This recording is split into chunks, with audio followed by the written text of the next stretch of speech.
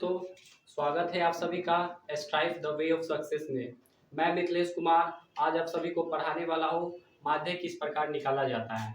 जैसा कि आप सभी लोग जानते हैं कि माध्य को ही औसत कहा जाता है और जिसपे लगभग 10th के सभी विद्यार्थियों को जो खासतौर बिहार बोर्ड से रहते हैं उनको बहुत सारी दिक्कतों का सामना करना पड़ता है। तो चलिए इन्हीं सब समस्याओं को मेरे इस वीडियो में हल करने की कोशिश करते हैं। जैसा कि आप सभी लोग जानते होइएगा कि माध्य को ही औसत कहा जाता है। इसका मतलब यह है कि अगर कोई संख्या दिया जाए, कोई संख्याएं दिया जाता है जैसे 5, 10, 15, 20, यहाँ 4 संख्या दिया गया है। अगर बोला जाता है कि चार संख्याओं के बीच मध्य वाली संख्या कौन सी होगी, तो मध्य वाली संख्या हम लोग निकालने के लिए ही माध्य का यूज करते हैं। और माध्य का डायरेक्ट फॉर्मूला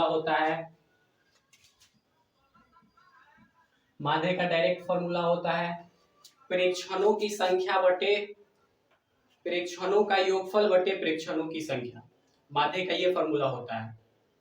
तो यहाँ प्रेक्षण मतलब जो भी हम ऑब्जर्व कर रहे हैं, जो भी संख्या दिख रहा है उसको प्रेक्षण बोलते हैं। तो प्रेक्षणों की संख्या, प्रेक्षणों का योगफल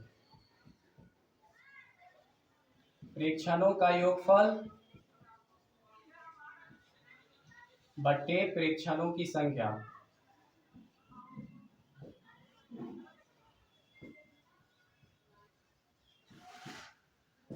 तो ये फॉर्मूला होता है प्रेक्षणों का योगफल बटे प्रेक्षणों की संख्या। तो यहाँ जितना भी प्रेक्षण दिख रहा है सबको योगफल निकालते हैं, सबका योगफल निकालते हैं। 5, 10, 15, 20 बटे टोटल संख्या है 1, 2, 3, 4।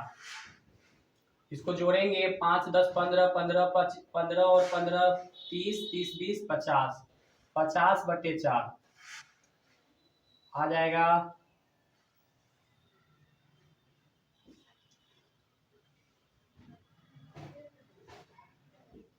12.5।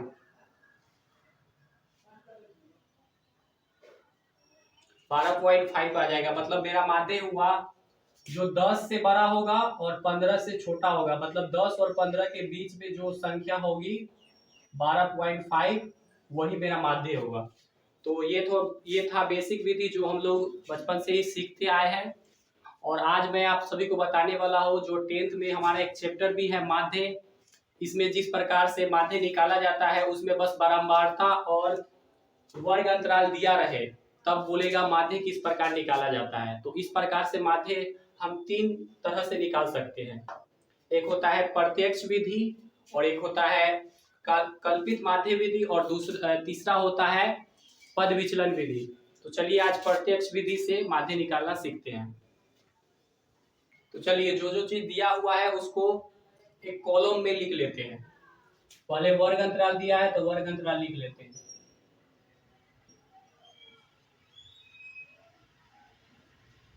वर्ग अंतराल को CI से डिनोट करते हैं। ये एक कॉलम हो गया। दूसरा है बारंबारता।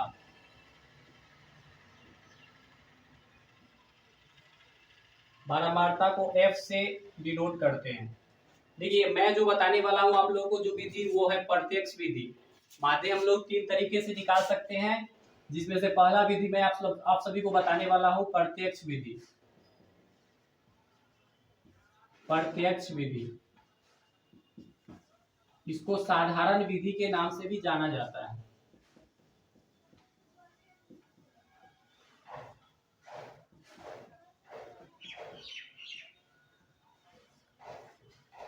इसी विधि से आज मैं आप सभी को माध्य निकालना सिखाऊंगा। तो वर्ग अंतराल को CI से डिनोट करते हैं, बारंबारता को F से डिनोट करते हैं।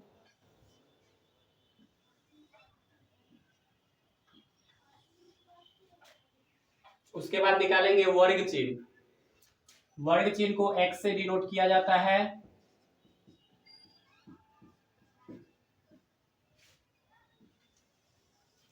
और उसके बाद निकालेंगे एक आखिरी निकालेंगे बारंबारता और वर्ग चिन्ह का गुणनफल, मतलब F इंटू एक्स। बारंबारता और वर्ग चिन्ह का गुणनफल F इंटू एक्स लास्ट में ये निकालेंगे। बन गया मेरा सभी कॉलम बन गया प्रत्यक्ष विधि से माध्य निकालने के लिए।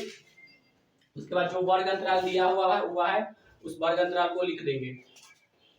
0 से 10, 10 से 20, 20 से 30, 30 से 40, 40 से 50।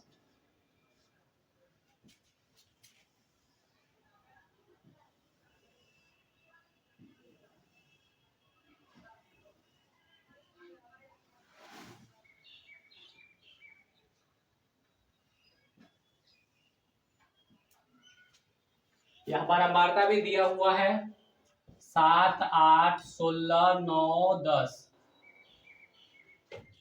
उसके बाद वर्ग चिन्ह।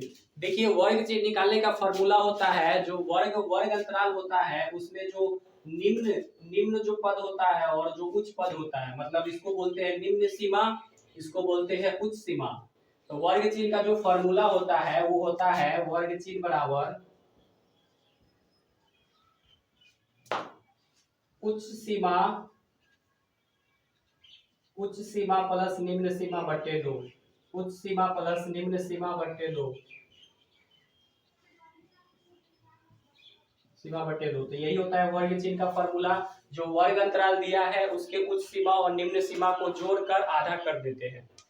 तो यहाँ वर्ग अंतराल का निम्न सीमा 0 है और उच्च सीमा 10 है। ये दोनों को जोड़ेंगे तो 10 आएगा और 10 का आधा करेंगे तो 5 आएगा। 5 लिख देंगे यहाँ पर। उसके बाद 10 है, 20 है, ये दोनों को जोड़ेंगे तो 30 आएगा। 30 का आधा करेंगे तो 15 आएगा। उसके बाद 20 है, 30 है, 20 30 को जोड़ेंगे 50 आएगा। 50 का आधा करेंगे तो 25 आएगा। उसके बाद 30 और 40 है, 30 और 40 को जोड़ेंगे तो 70 आएगा। 70 का आधा करेंगे तो 35 होगा। उसके बाद 40 और 50 है, 40 50 को जोड़ेंगे तो 90 आएगा। 90 का आधा करेंगे तो 45 आएगा। आगे सॉल्व करते हैं इसको।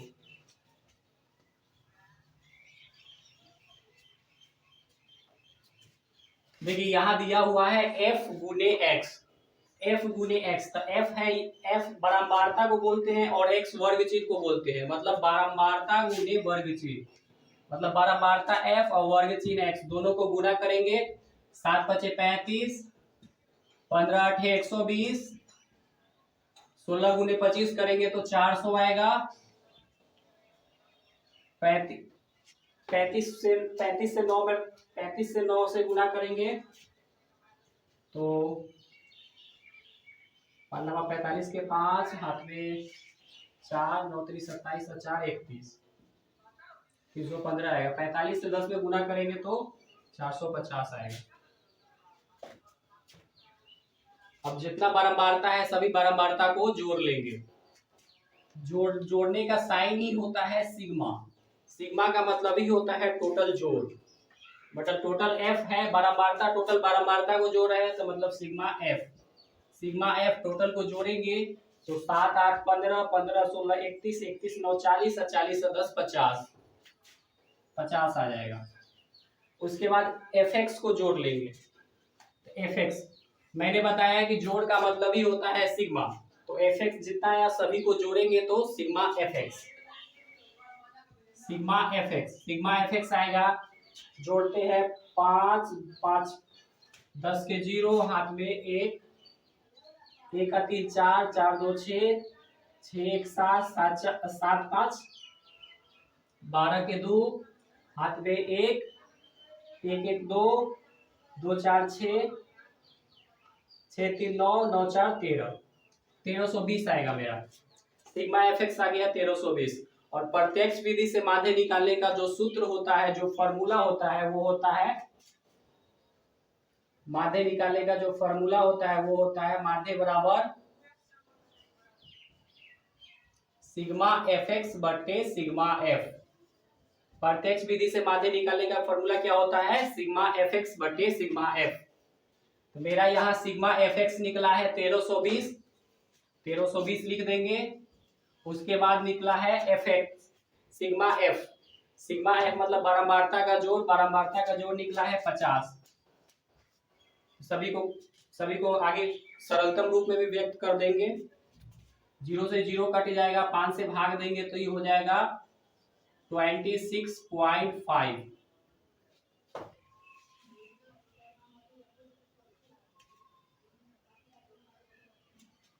26.4 आएगा, सॉरी 26.4 आएगा।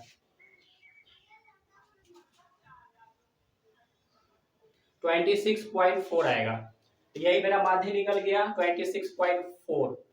तो ये आया प्रत्यक्ष विधि से किस प्रकार माध्य निकाला जाता है। और आगे की वीडियो में आप लोग जानिएगा कि कल्पित माध्य से किस प्रकार माध्य निकाला जाता है और पद विचलन विधि से किस प्रकार माध्य निकाला जाता है। तो आशा करता हूँ कि मेरा ये वीडियो आप सभी को पसंद आया होगा। अगर वीडियो पसंद आया तो लाइक और सब्सक्राइब जरूर करिएगा। जय हिंद।